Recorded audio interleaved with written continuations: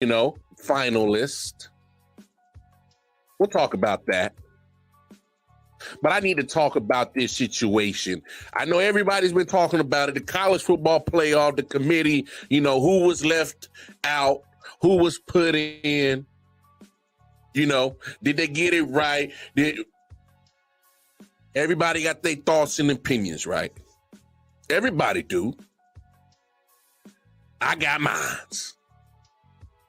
And Lord, I might say some things that you probably heard before, but I'm willing to bet that you ain't heard nobody break it down like I'ma break it down.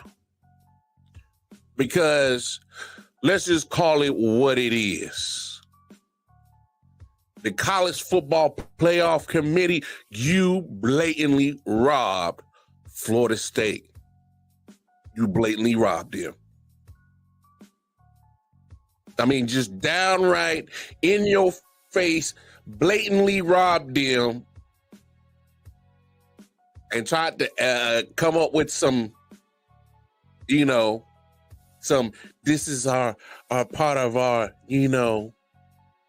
policies or principles. That's the word that you use. See, when you see and hear things like that, you got to pay attention to the words that they put out there. All right. And it's so conveniently that you said these are one of our principles to take into account when we are making these decisions. Yeah. See, I spent some time in corporate America. Spent some time at a mortgage, company, a big one. I ain't gonna say no names, but corporate America. I spent some time in the kitchen, working in the kitchen. That is corporate kitchen. Still has a corporate America infrastructure and how it operates. I'm not gonna say the name because that ain't, I ain't gonna put nobody out there. But I've been around some corporate America shenanigans, and this has corporate America, shenanigans. A way to, say something or politely give somebody the middle finger. That's because that's what this is. It was a blatant middle finger to Florida State. And here's my number one thing on why the College Football Playoff Committee blatantly robbed Florida State. All right? There's been precedent about Florida State's situation. I know you guys have heard this. I'm going to repeat it again. It wasn't the 2014-2015 season when Ohio State lost J.T. Barrett in the Michigan game, right? J.T. Barrett was down. It goes down with injury. Cordell Jones comes in, plays the rest of the game. Now, Ohio State already had the lead. They was doing their thing regardless. They go on, beat Wisconsin in the Big Ten game, Big Ten championship game. Then they go on. That was Cordell Jones' first start, the Big Ten championship game. His second start was the college football semifinal, the first year of the college football playoffs. His third start was the college football national championship, eventually winning it. Now, I know what you said. The principles. We got to take into account what if there's not a coach or a player available and it, can possibly, affect the team and how they would perform and all that. Okay. That's all conveniently that principle is, pointed out now. But the precedent that you have set as a college football playoff committee in 2014, 2015 says that y'all never made it about injuries. Y'all never made it about just the quarterback position, because this is what you're making it about. You're making it about just one player, the quarterback position. They haven't mentioned nothing else about anything about Florida State on why they are letting them out. They're just making it about that Jordan Travis is no longer available. I'm pretty sure Florida State got other injuries on the team. They're not making it about that, not pointing those injuries out. They are making it about Jordan Travis's only person, only him. They're only making it about his injury. All right? So you're breaking precedent. Here's another precedent that you are breaking. An undefeated team that is part of a Power 5 conference and a conference champion. You blatantly left them out. You never done it. Why are you breaking precedent now? Huh? Why are you breaking precedent now? Makes no sense. Wrong. You are blatantly robbing Florida State. Here's another, my second piece of why they have blatantly robbed Florida State. Because the Jordan Travis injury ain't nothing new. That injury to Jordan Travis ain't breaking news. When the committee came out with the final standings, that is something that has been known, been talked about. So when they got the injury in against North Alabama, they knew about it. And the fact of the matter is, Tate Rodemaker ended up playing majority of that game. Went 13 of 23, 217 yards, 2 TDs. So I know it's North Alabama, okay. But my point is that happened against North Alabama on a Saturday night. The new rankings came out on a Tuesday. If you were that worried about the Jordan Travis injury, then why did you continue to keep Florida State in the top 4? You kept them in the top 4. You knew about the injury 3 days prior before that. Saturday night, it happens. Tuesday night, you still put them in the top 4. You weren't concerned about the injury then? You weren't? Okay. All right. So then Florida State beats Florida 24-15. All right. Rivalry game. You know, Todd Rodemaker the backup. Didn't, 12 or 25, 134 yards. Didn't look so great. Okay. I get it. Didn't look so great. But guess what? Am I confused on something? You still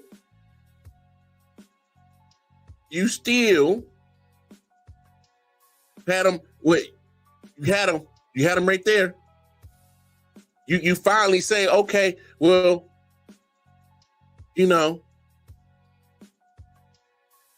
maybe we seen enough. Maybe we should take him out the top 5. Okay, you take him out the top 5. You top 4. You put him at 5. Okay, understandable. Maybe you are getting more concerned about the Jordan Travis injury. But still, after Ohio, you put him back in the top 4. You put him right back in the top 4 the moment that Ohio State loses. So it's like, which one is it? Are you concerned about the injury or are you not? You're not being consistent on it. You put him back in the top 4. You take him out the top 4 and you put him back in the top 4. Which one is it? Either you is or you ain't concerned about the injury. You're sending mixed emotions, sending mixed signals. You had ample opportunity to keep Florida State at the top 4 consistently on a permanent basis if you were that damn concerned about the Jordan Travis injury. So after they met all your requirements, all right, you say, hey, got to be part of the Power 5. They in the ACC. Is it not a Power 5 conference? Check. You say, okay, go undefeated. I'm looking for a loss on Florida State's record. Have you seen it? Anybody seen that loss? Check. All right. Then you say, hey, you got to win your conference championship. Okay. They beat Louisville. Now, Louisville's offense ain't no slouch. That Florida State defense did their job. Matter of fact, Florida State's defense, they said, hey, we going to turn it up. We know we without our quarterback, but we going to still turn it up. And the fact of the matter is you should still give them their credit that they still were without a top quarterback. The offense ain't clicking quite right. And yet they still be putting up enough points, and the defense is holding. Offense is down. Literally doing their job. So they met all your criteria, and yet you say, hey, you can't go, you can't party, you can't get in the club. I just don't understand why you waited till the last minute to say, hey, man, we're so damn concerned about the injury, we gotta leave you out. Because that's the only explanation that you are given. You were never consistent on it. Put him in the top 4, take him out of the top 4. Put him in the top 4, now take him out of the top 4. Stop playing with these kids. These kids are putting everything on the line. Their bodies. Sacrificing time.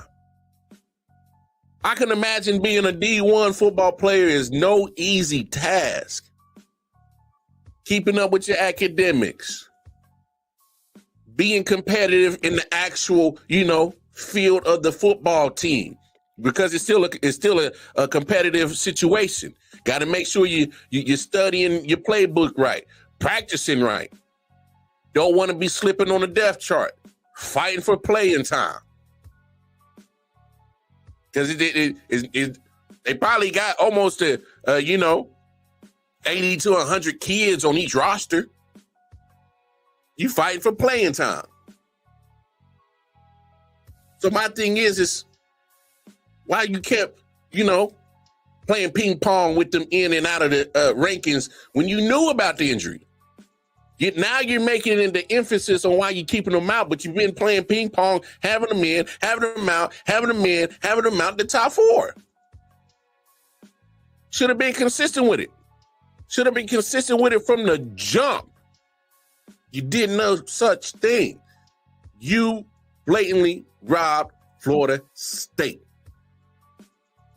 Blatantly robbed them. And the part and here's my biggest thing. We know why they did it.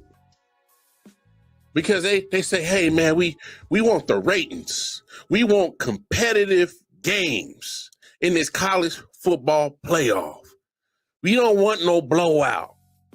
Because they assume that Florida State won't be able to compete because they don't have Jordan Travis. The fact of the matter is, when you are given 3 weeks, almost to a month, to prepare for these college football games, I'm pretty sure that you probably be a little bit prepared for the game than just being thrown in the fire like these backups and third-string quarterbacks were for Florida State. I'm pretty sure right now, if I give you a task, you may not be great at it now, but I bet you if you had 3 weeks or a month of practice, I'm pretty sure you'll be better at that time elapse. In that 3 weeks or a month later, you'll be better than what you were at day one. That's human nature. It takes 28 days to create a habit. By that 28th day, I'm pretty sure you got the shit down. So my thing is I don't understand how the hell you don't give these kids an actual opportunity at a national championship. How do you not give them an actual opportunity? You blatantly robbed them. But since you want to say, oh, the college football playoff committee say, oh, well, we don't want no blowouts. We don't want to see, people non-competitive games. We want to make sure that the ratings are there. Well, I'm going to remind y'all of this. Last year in a national championship game, guess what? Georgia blew the damn walls off of TCU 65-7. And then the college football playoff committee going to have the nerves to say, oh, well, we want things competitive. And then I'm going to remind them that in 2022, Alabama blew the damn doors off of Cincinnati 27-6. And also Georgia blew the damn doors off of Michigan 34-11. And I'm going to remind them in that same national championship, 33-18 is not a competitive score. Georgia beating Alabama.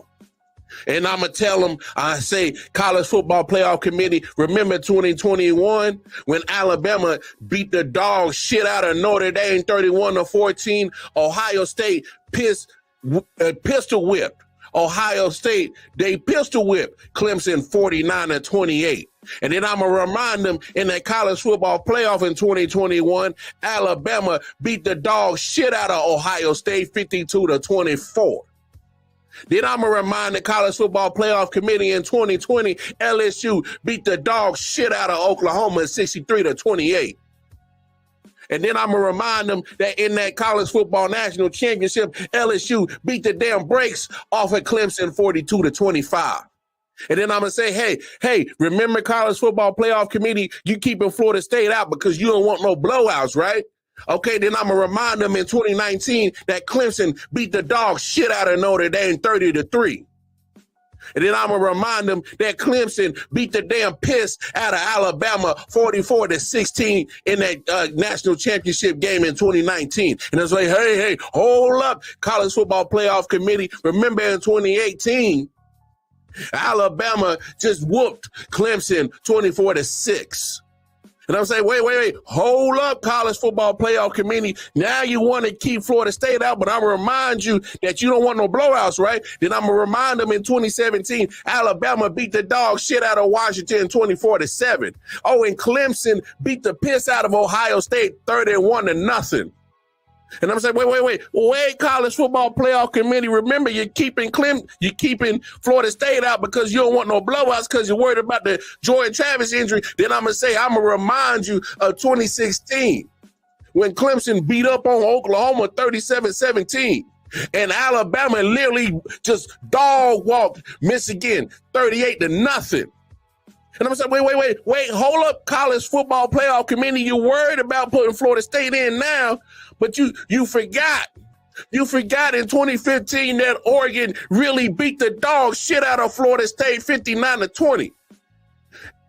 Oh, guess what? Ohio State beat the piss out of Oregon 42-20 in your inaugural college football playoff national championship. So I must say to you, college football playoff committee, guess what? You blatantly robbed Florida State because you're worried about the Jordan Travis injury, thinking that they gonna be just getting dog walked and just getting blown out. But guess what? In the history, your whole history of the college football playoff, you ain't been able to stop blowouts. It's been happening since the beginning of this college football playoff. You blatantly robbed Florida State. I won't be the one to sit here and say that you didn't. I won't be the one to sit here and fall for all kind of fancy words of our principles and our policies on what we take into account that do it. Now, what you did was say, hey, let's come up with some kind of fancy way to get what we want because we want the ratings. We want the matchups that we think is going to make the ratings because we don't want no more blowouts. No, I ain't foolish enough to fall for it. You blatantly robbed and moved the goalposts on Florida State. They met all your requirements.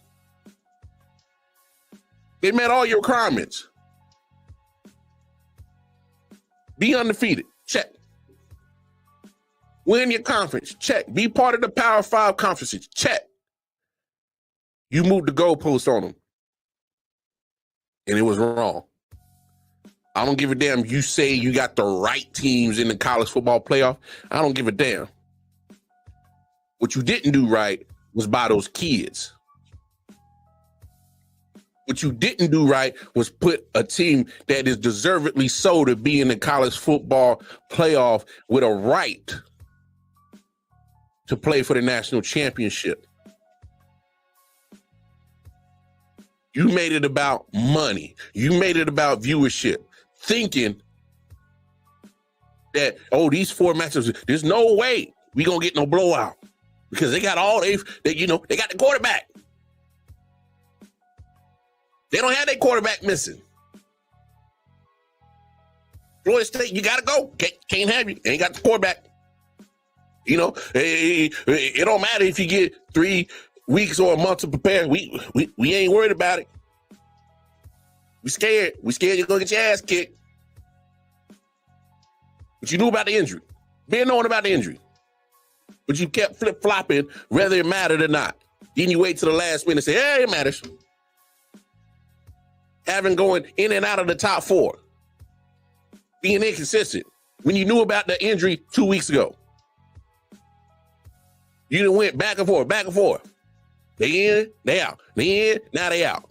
Come on. Think of your damn mind. You robbed them kids. Robbed them coaches. Robbed that program. Robbed that university. You didn't do right by them. Point blank, period. It was foul. Foul as hell. What can you do?